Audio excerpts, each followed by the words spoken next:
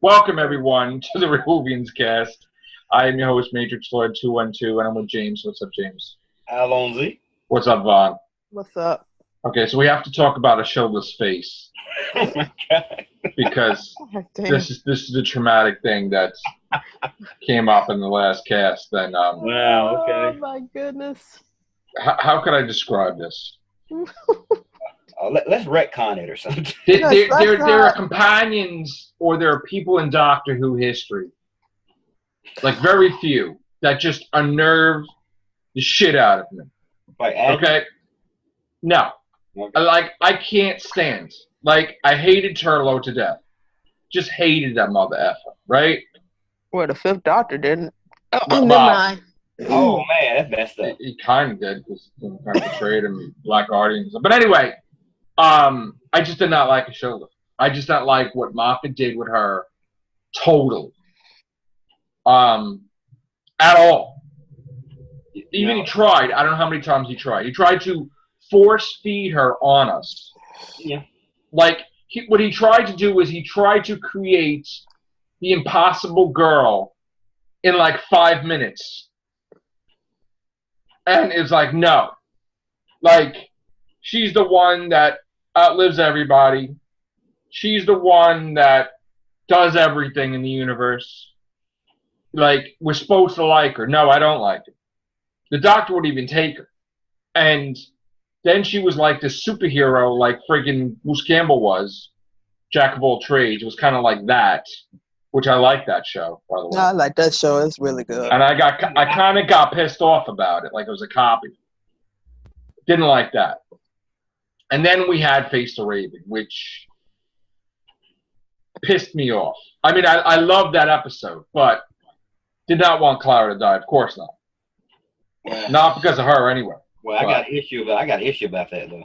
Yeah, I got issues with the whole thing as well. But everybody had so many issues with her that they went after the actress, where she just says, "I'm never coming back to Doctor Who again," and she got off Twitter for a couple weeks. People take it personally with her. oh God, Pissed. Macy. Yeah. Over Clara. Yeah. Yeah. Issue with her though. Good Lord. Fans took real offense to that, and it wasn't even her fault. But then she wound up meeting Jenna Louise Coleman in Paris and having lunch and shit. Mm-hmm. And they're taking pictures all over Twitter and shit. I was like, wow, or Instagram or whatever. So I guess Jenna Louise Coleman was trying to show, hey, she's cool and everything. It's Moffat or whatever. But Here's my complaint about this whole Shielder thing. I mean, I have nothing personally against the Shielder. I mean, I just think that we have to look at it this way. That Shielder asked one simple request of the Doctor, and his stubborn ass could not do that. It's just get her. He loved Clara. He didn't want to be with anybody else. Clara was not all that, and that's just Clara was all that. She was not all that. I'm sorry. I'm sorry. What do you mean? Sorry. I'm coming. I'm not. Yeah. Listen, you got a girl. Let me tell you something. Anything. You got a girl that split herself into 1 million copies for you. So you know what you do when you have something like that? You spend 4.5 billion years in a confession dial. That's what you do. Yes, because right? he didn't know no better. He had no other companion. It's love. Because, it's love. But here's the thing. Here's my thing, and just hear me out on this. I mean, I'm not trying to hit on Clara because I love 11th Doctor Clara. 12th Doctor. Right. I think she should have left with 11, to be honest, because it just got. Well, that should have been. That would have happened. That would have happened if they didn't come. Okay. That the flirting was just ridiculous. Yeah. Going on beyond belief. Here's the thing with Clara, and here's the thing with the Shielder.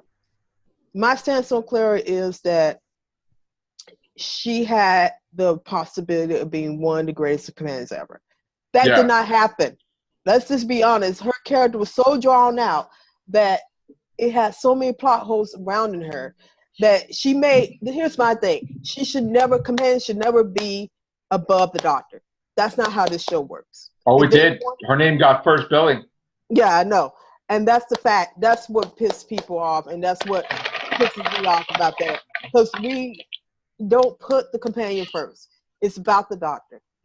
I'm sorry. The show is Doctor Who, not Clara Who, whatever the hell she wants to call herself. Well, it was for a little bit. Yeah. Yeah. And that's why their ratings was going down. I mean, you People getting angry. shifted the dynamic. Yeah, you shifted When she dynamic. says, I am the doctor, I almost shit. Right there. I think I did right there because I was like, what? And then we got her killed. She trying to act like the doctor. She ain't got no exactly. She's a human. And then this is what the problem with Clara was. She didn't have nobody else. That's the problem. She didn't have nobody else. She had Danny Pete, lost that. Her grandmother, I don't know what happened with her grandmother. She probably lost her too. I mean, but she got Danny Pete killed though, pretty much. Yeah, pretty much, yeah. Well, see, here's the thing that bothers me. No, wait, I have to address this. Yeah. Missy told her flat out in Magician's Apprentice, you still looking for your boyfriend? Right? Mm-hmm. He's still alive in the damn nethersphere. Common sense. But Moffat did not want him in any more episodes. And Moffat doesn't care. If he created this whole universe where they're going to get married and have kids, and that's the whole future, if he got mad at the actor, he scrapped the whole effing thing. So I don't know what was said. I don't know what was done. But for some reason, he was out, that guy. Yeah. Last Christmas. Maybe he was drunk and he says, Moffat kissed my ass. I don't know what happened, but something happened. But I don't have nothing. He might have got blacklisted or something. He did something. Something happened. I don't feel that. I mean, Clara was a good companion, but she just took over so much and so fast. I mean, it's enough when we trying to get used to the 12th Doctor because he's a new incarnation at that time. We can't. It's just the writing, like, it just makes me kind of upset that, you know, you should put the Doctor first. You should let us get used to his Doctor before you start doing these massive plot lines involving the companion.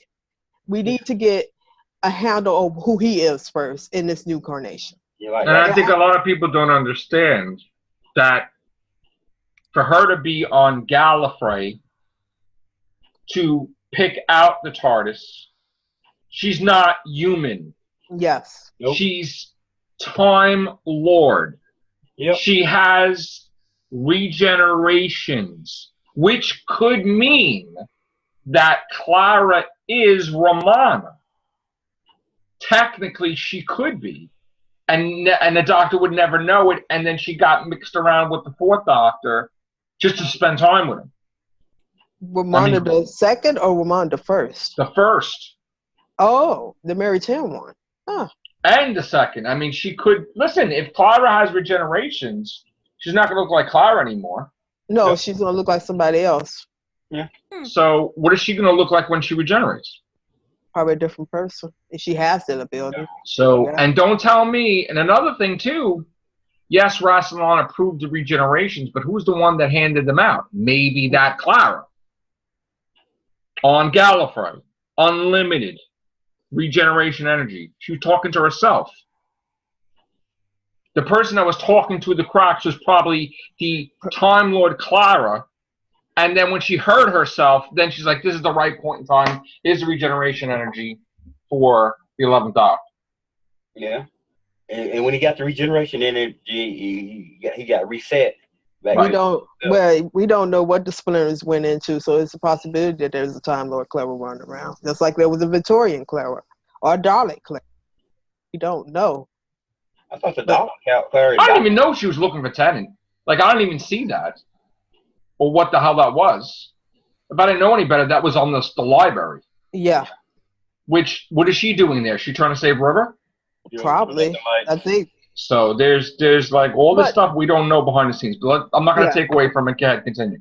Yeah. No, I'm just saying. I mean, but I just think it was just too much too fast for her. I kind of liked her with 11 better, to be honest, because I think her character was more fleshed out. But when it got to 12, I think that they didn't know what to do with her after then because the actors decided to stay on. So, I mean, that makes a difference. Yeah, they was going to kill her off in last Christmas because that was her end of her contract, but they renegotiated for another year because Capaldi pushed that shit. Yeah, exactly. Capaldi wanted her because he got used to her as a companion for him. Right. Yeah. And I got to tell you, I'm sure that Moffat wasn't happy. Yeah. That he had to rip up scripts, even though he said he would. Yeah. He kind of took the anger out a little bit on her. Because I mean, let's go from the side of Moffat for a few minutes. I mean, it's hard to write. It's hard to constantly rewrite stuff, you know, and to make a change like that, like it must have been infuriating to him that he had to go back and rewrite certain parts. Like he might have had it all fleshed out and then go back and try to think of another way to save her and then add a I mean Last Christmas is all over the place to me. I mean, okay. I got an idea. I got an idea. Think about this for a second. What if they do a 5-doctor special, you know, where they got the current doctors and have Jodie Whittaker like stuck somewhere? The doctors got her saved and save Gallifrey at the same time too. And that's why she wasn't on Gallifrey, save Gallifrey in her TARDIS. Because she's indisposed or something. I mean, that'd be a good story, I guess. There'll be something like 3 doctors, wouldn't it? Like the first doctor was somewhere and they'd be too similar to that. I mean, it would be like, you know, it could be like a second companion piece to the original 5 doctors. Use a modern doctors. I mean, you got Christopher Eccleston. That's if they can get Christopher Eccleston back. Yeah. So let's bring them all back from like a 2-part special or something. Well, that script got to be good for Eccleston to come back. I mean, he just don't. I mean, he's kind of. I don't know what his stance on Doctor Who is anymore. I mean, I thought that his last thing would be. I don't know, because it's funny with Eccleston because the fact that they decided how they did him is I'm right, Matrix Lord, about how they treated him during that run and. There was I'm pretty sure that there was a thing about Russell T Davies making him kiss John Barrowman, and they were going a little to making the Doctor appear like, what is it? Bisexual? Yeah, like omnisexual, and that's not what the Doctor was. Yeah. And it's, you know, you're a kid's show, and now you're trying to do that. Not that you're trying to. It's weird. Yeah. So he was against it, and supposedly there was he just didn't like certain things Russell T Davies was doing in that direction, and you know, he just wants to do Doctor Who, not to make it like gay or whatever thing was. Yeah. And I'm thinking that's why he left. And then when he was going to come back with Moffat with the whole 50th, sure, until Moffat booted the whole thing to make it that, you know, he's the one that killed billions and billions of people. Yeah. Which makes no effing sense because that's everything against what the Ninth Doctor was. Yep. So of course you're not going to come back because you'll be like, ill. I wouldn't do that. Like, you know, hello. And that's why you had a situation where 1 minute he's going to be there and then another minute he's not going to be there because, you know, that's what explains it. I mean, once he saw the script, he's like, wait, what? No. That's against Russell T Davies, even though I didn't agree with him with certain things. But so that's why you had a situation when they had to get somebody. Because he didn't in a million years believe that he would do that. That Moffat would get his character so wrong. And then it was probably a thing where they were kind of like making fun of him because they make, you know, Matt Smith's Doctor bigger or whatever. And it's like, I don't have time for that shit. Exactly.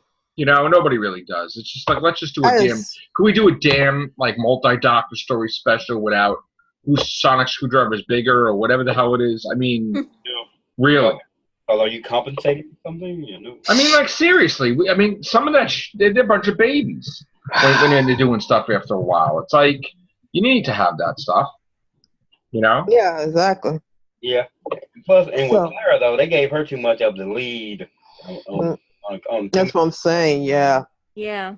She acted more like Doctor than the Doctor was. And don't get me wrong, Jim Coleman is a fantastic actress. It's just that for that show, it doesn't need that much of a companion lead. It just needs the right amount. And that's why I appreciate it with Donna and Ten. They both are big name stars, but they shared the stage. You didn't see one trying to upstage the other one. And that type of dynamic is what made that relationship work. They was buddies. They was out doing what they needed to do, and that's it. You had a true companion-doctor relationship with these two. To Pons, and then Amy is in love with the doctor, and she wanted to. Then she's married and all this stuff, and then River Song is thrown into the picture, and then it just gets convoluted. And well, that's the whole thing. 1 minute Moffat's going to make it like she's going to hook up with the doctor, Amy Pons, and the hell with the marriage. And then and then they're like, well, wait a minute. Now he looks back on it and like, yeah, isn't that a scummy thing to do? That kind of makes Amy Pond look like a, I don't want to say it on here, but like really, you know? And it's like, oh yeah, I regret that. Of course, because you're a horny showrunner. That's what the whole thing was. Yeah. You're a middle-aged man writing like shit, and you're not realizing what you're writing with that. And then you get Clara, which you didn't. Oh, he was going Google-eyed over her too. I'm sure. Because he probably saw her on Endale, because that's where she came from. She was a soap opera actress at first. Well, I think they call them soaps over there too. She was on Endale, where she played this woman that's been around with her friend and her friend's dad. Right. Yeah. So I mean, if you go by that, then okay. I mean, she was on there for a while. I watched all her clips from that soap opera, and it was pretty good. But I was like, okay, maybe they're gonna mature her enough so she can.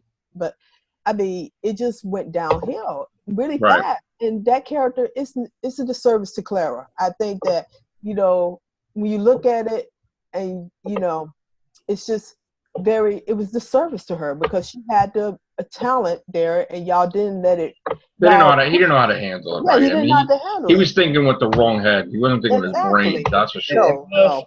Moffat can't write for women. So. No, that's what they lacked was women writers on that whole series. They had Sarah Dollar who did fantastic work, and you had an amazing director, Rachel Taylor, who is really, I hope she stays on because her work is fantastic. I mean, as far as getting to what women writers write, how they write and how they act and how they don't sleep around with everything that comes their way. I mean, some of the relationship dynamics on that show is not how women act in real life.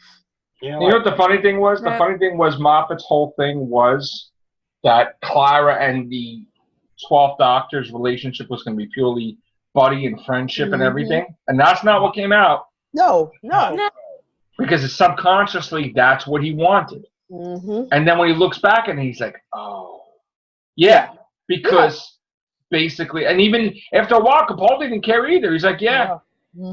I mean, he said, oh, you know, River's my wife, but no. That was the love of your life for like if you look at the Will Wynton interview, which is not on YouTube no more. It's like a few minutes of that interview. They admit that it is nothing. It's more than platonic. It's that interview. Yeah, they admitted it. I'm like, yeah, because you can't. The actors can only do so much with the script you give them. Their job is to interpret that script to the best of their abilities. And if you writing stuff like that in there, they're going to interpret it because these are smart actors.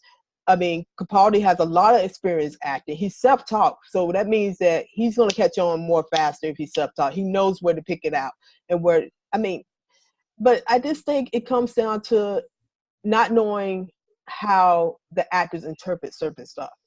Right. And that's the problem that Doctor Who is having, because each actor will interpret something different. So like, how do you think David Tennant's Doctor would have interacted with Clara? Probably different. Well, David Tennant kissed her hand, and he's like, "Oh, I would be hooked up with this one in 5 seconds, probably." Exactly. And he would love her. He gave her that long look before he left. Oh, he would love her. Yeah. That's why I said if I ever did an episode, right, and it was like some big thing, and Clara was in trouble, and somebody saved Clara in the TARDIS, I wouldn't have it that it would be Capaldi. I would have Tennant just have the TARDIS dematerialize on Clara. She's like, Doctor, and she's like, well, wait a minute. He's like, yeah, I just have one question. What the hell happens in Translore? Because like he would just be that doctor that you'd be like, well, wait a minute. Why is he doing all this stuff? Because he wants to see ahead, you know? Because he doesn't want to go there, you know? And it would make perfect sense for him to just, you know. And I think the biggest problem is that you're working with actors of younger ages too. Their experience level is not as up to the standard of what Capaldi and Tennant, or even Smith wasn't even up to the standards of those two, but he built on that really good. Now that's what I could say about Matt Smith. He got a lot of potential, but you're dealing with younger actors that is teach differently than the older actors. Right. They come from different backgrounds, and you have style conflicts within that. Like you have, like Capaldi is more, you know, kind of like hands-on type of approach, where Clara's not that. She's more, you know, they interpret it a certain way. That's what I'm trying to say to the scripts. And you have, that's the problem with 12 and Clara probably is that they come from two different backgrounds of acting. Yeah, and it works sometimes. I mean, it really works, but they had to really work at that, you know, and it still wasn't fleshed out because the scripts was poor. Oh, the scripts are damn poor. Yeah, it was really poor. They were awful. God. And then Moffat was dealing with the fangirls, you know. Had David Tennant first, then he regenerated into Matt Smith. Then he got the old granddad, Peter Capaldi. But then, you know, start fizzing out on Doctor Who. And then somebody who's theatrically trained, which is oh God, what her name is? Pearl Mackie. She's a theater actress. I really liked her a lot. Yeah. Good. She's more theatrically trained, so she's gonna come from a style where her interpretation is different because she's from a theater background. You know who she's starting to hang out with, I heard? Cool. She's starting to get together here and there a little bit with Freeman Agyeman. Oh yeah. Just like do shit. I'm like, that's cool. That is really cool. But and Freeman Agyeman was hanging out with Tennant and I think Matt Smith. Because it was that thing that they, what was that breakfast or something? Yeah, the 7 Doctor breakfast. Yeah. That's cool. Yeah. But I just think that they could bring her back. They can. I mean, I wish they brought Martha Jones back. They might, because didn't Chibnall write for, or no, when she was in Torchwood? Did he write for her? She wrote. You wrote for her, right? Yeah, in Torchwood, yeah. Okay. And what about Law and Order UK? Because she was on that too. Yeah. I just think they need a writer that is experienced with all type of acting styles that can actually deliver their material so they can interpret it correctly. Well, if they bring Martha back, they got to bring back what's name too if they steer together. Oh, Noel Clark. Mickey Smith. Mickey Smith, right? Yeah, Mickey Smith. I don't know what that's what Ricky got killed in the alternate universe. Yes. Really? Yeah. Yes, Ricky died in the alternate universe, yes. That's sad. He got killed by the Cybermen. There wasn't no Mendoza Cyberman, there was just the other Cybermen. Yeah. But that's what I'm scared about this new series, honestly, because she's is Whitaker. She's from a theater background too, and she's from a television background. Right. So it's going to be interesting to see how she interprets that script. Well, long as she don't make the Doctor look like Broadchurch, I'm gonna give her a thumbs up for now. I like the look. Her character, but to be honest, I gotta see more. Her character on Broadchurch was just a secondary character. She was part of an ensemble. Because the stars was Olivia Colman and David Tennant. So she was a secondary character on there. And from what I said, I mean, there were some moments where, you know, she can act, but then there was other moments where she just kind of like hung in the background. Yeah, and went whiny type acting. Yeah. She was real whiny. Because she was playing, spoiler alert, she's playing the mother of the child who gets killed. Okay. Right. So, I mean, that's a hard thing. I mean, the first few she's over near a car with Arthur Darville banging on it for like 5 minutes. And I'm like, what? It's just, she just don't, I mean, I want to know, and here's the thing, right? I want to know what the significance is of Karen Gillan and Arthur Darville like coming out here or there, like Karen Gillan's like, oh, I would appear with the new Dr. Easy, like, you know, and like the hinting about the pawns returning, right? Yeah. Could you really do that without Matt Smith? No, I don't think you Better can. Why not would do you it without Matt. What? You better not do it without Matt. That's the power of 3. That's the power of 3, They right? would have to do it with him. They can't. I mean, unless they wanted to do it with him and then he gets his mind wiped because of the memory worm, which would make sense. And he just thinks he doesn't know. And then he goes to Victorian time and meets Clara or whatever. But, like, and then maybe they meet her afterwards. Like, you know, because they're still living here, you know? When that was Capaldi's job, though, to go back and fix that? Well, that's the thing that didn't make any sense.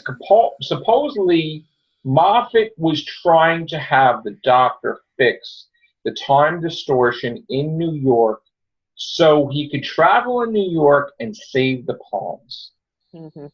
Even in another incarnation, the Doctor was still, because the first companion he mentioned when they were in trouble, he's like, "You're not like Amy." If you remember that? Exactly, yeah. So he's trying to save Amy way after he's kind of deep into his incarnation already. Mm-hmm. So it makes you wonder, is this a plot that's continuing as a side note? I would hope so, because they need to be saved. I mean, You can't just leave him there. you really can't. See, my whole thing is, if I was doing the Weeping Angel thing, yes, if they send people back in time, they absorb the energy. But when in the case with Amy and Rory, that would kind of destroy them because they're used to the cracks and everything, and they kind of have that they kind of have that radiation. So the angels would have to have them restored back to their own time because it probably might destroy them. Exactly. That's what I would do. Because the abnormality. Or I would even create a thing with the Weeping Angels, like a weakness, that they wouldn't zap an old person back in time because that would kill them. It would be like a reversal, you know? I don't know. Again with this time limit. What the frig? Really? Time? Again? He's just getting into deep conversation. Shut us up. Yeah, timey-wimey. Listen, we're not talking about a show this face right now, so you don't need to, like, cut me out. Show those face. Oh, man. That's just, you're going to get a lot of love for that one. Oh, yeah. I just want to say, I love Maisie Williams. I love her as Arya Stark. She's one of my faves. And again, it's not her fault that Moffat wrote her in the corner and made her the way she was. Yeah. And I know they were trying to, like, save face and make it like she's traveling with Clara. That's like their BFFs and stuff.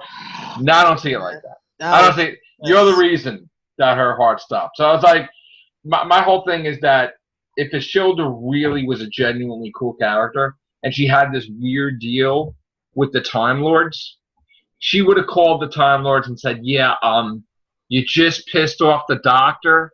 Could you save Clara?" But no, she didn't do that. You know, and she was mad that the Doctor didn't travel with her. So that's why I kind of was pissed about that. She was kind of selfish. So I don't like that. I don't like her character. Because she's a villain to me, even though it was like, you know what I'm saying? We never had a character like that they effed up. Yeah. She's a victim of circumstance.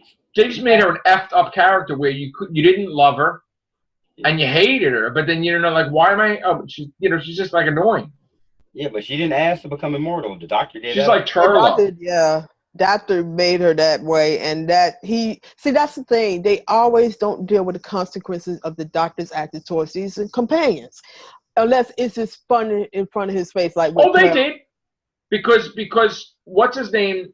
He didn't look at Martha Jones at all, like romantically, and she wanted it. Oh, David Tennant. And she wanted it, and that wound up causing her to leave as a companion because she wasn't getting anywhere to evolve in a romantic relationship. Caught up on Rose.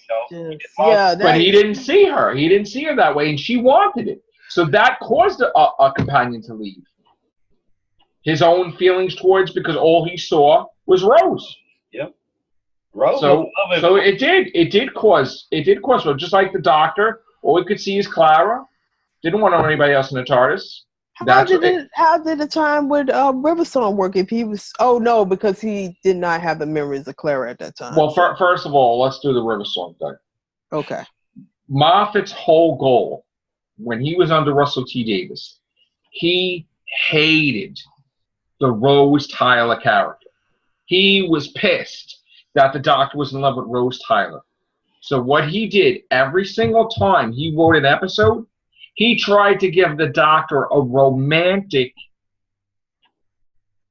side choice to get away from Rose Tyler. So the first instance, besides the Captain Jack thing with the empty child Doctor dances, he wrote that to show that the Doctor could be in love. And dances meaning he still has sex, whatever, right? Yeah. Everybody loved the Rose Tyler character, and he was like, I don't want the Doctor with her. So he created Madame de Pompadour, which, what did he do? He had him completely fall in love. He completely fell in love with Madame de Pompadour. We left Rose. F her. He went in the past. He was going to live his whole life out, right? Yep. Totally in love. And it didn't, and then she died, so it didn't kind of work that way. So what does he do then? He goes to create River Song. And again, River Song is the Donna Noble, whatever. That was a powerful episode. We loved River. And you saw genuinely that he cried because he said, the only time I can tell someone my name is if I had loved them, which he probably would have told Rose his name. Maybe the Metacrisis doctor whispered in her name, eventually, that his name.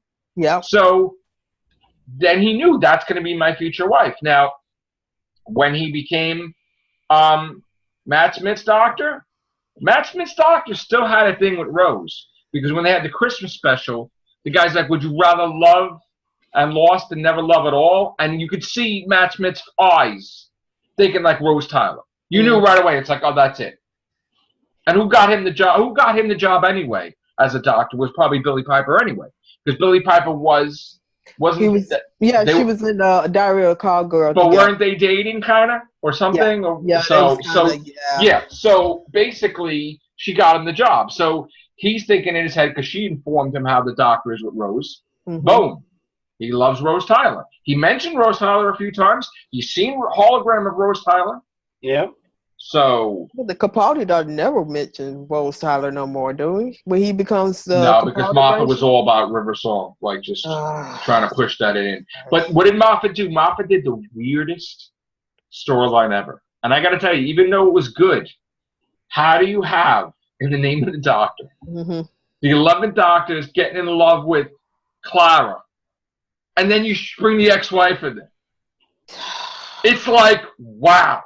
She just sacrificed herself, splintering herself into a million pieces, and now you throw River in our face. Exactly. And he's kissing River. So he's like telling River to die because he wants to hook up with the new chick, which made no sense anyway. Like, when would the Doctor ever do that?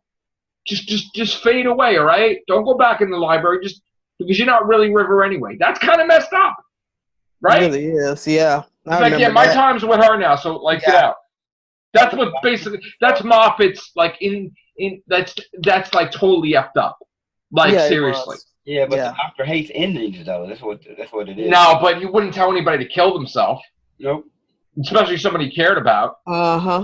He did. But that's the whole point. He saved her so she wouldn't die. So why would he want her to die? Why would he want her to phase out and die if he had her save her? Because he's in love with Clara at that point. Which was ridiculous. So, and then all of a sudden he's jumping in Clara, my Clara. Yeah, that's his that ain't no, oh, my girl, that ain't no, my granddaughter type Clara, my companion. That's like, yo, we're hooking up, my Clara. Exactly. And even they're holding each other, like he's carrying her. I mean, come on. It's ridiculous. I went to the TARDIS back bedroom or something. Don't tell me at all. No, I think what rams it home is with the Capaldi Doctor is Midnight on the Oriental Express. Is that the name of it? Yeah. That's supposed to have been their date from what I. Well, let me tell you, she was looking amazing as always, but that was ridiculous in itself. That look too. But before we get into that, it's the fact that, and again, remember now, when she showed emotion in time of the doctor, with those tears and everything, she said in her head she was in love with the doctor. Yeah. Now, they were also getting close, too. Jenna Louise Coleman and Matt Smith. I think they were both single or something at the time, whatever. Yeah. She didn't want him to leave. She didn't want him to leave either. Yeah. I'm not saying they were boyfriend and girlfriend. I'm just saying that they were both young. They were doing photo shoots and everything. She didn't want him to leave. She was buying him Christmas presents. Remember that? They were showing her and like she's buying her whatever, and he's like whatever. So he kind of screwed up. He should have stayed. Yeah. And now you throw Capaldi into it. Man, you throw somebody who's an Oscar winner into that midst of people that can't write the same. Well, what do you have Moffat do? You have Moffat have the doctor get jealous with Robin Hood. You have the doctor get jealous and Caretaker because he thought she's hooking up with a person with a bow tie. So he's getting all to be a jerk. Then he starts yelling at her. He's like, you don't lie to me. You lied about him. Like, wow, he's angry.